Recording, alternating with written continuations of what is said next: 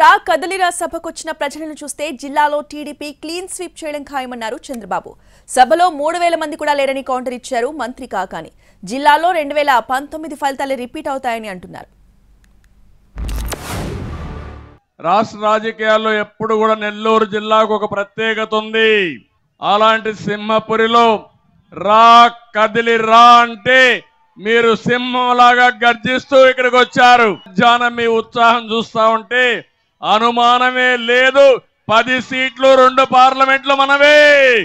తెలుగుదేశం జనసేన కూటమి ఈ జిల్లాను కాదు రాష్ట్రంలో కూడా మనం గవర్నమెంట్ ఫామ్ చేయాల్సిన అవసరం ఉంది.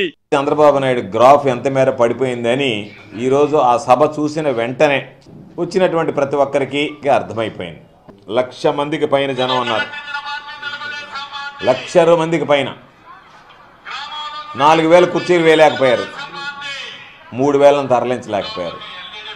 చంద్రబాబు నాయుడు మాట్లాడేటప్పటికీ మీరు వేసినటువంటి 4,000 కుర్చీలు కూడా దాదాపుగా ఖాళీ అయిపోయాయి. కుర్చీలు 1-2 కాదు, సగం కాదు, దాదాపుగా ఖాళీ అయిపోయాయి.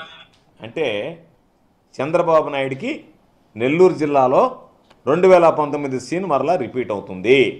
ఒక్క సీటు కూడా వచ్చేటువంటి పరిస్థితి లేదు. అది అర్థమైంది.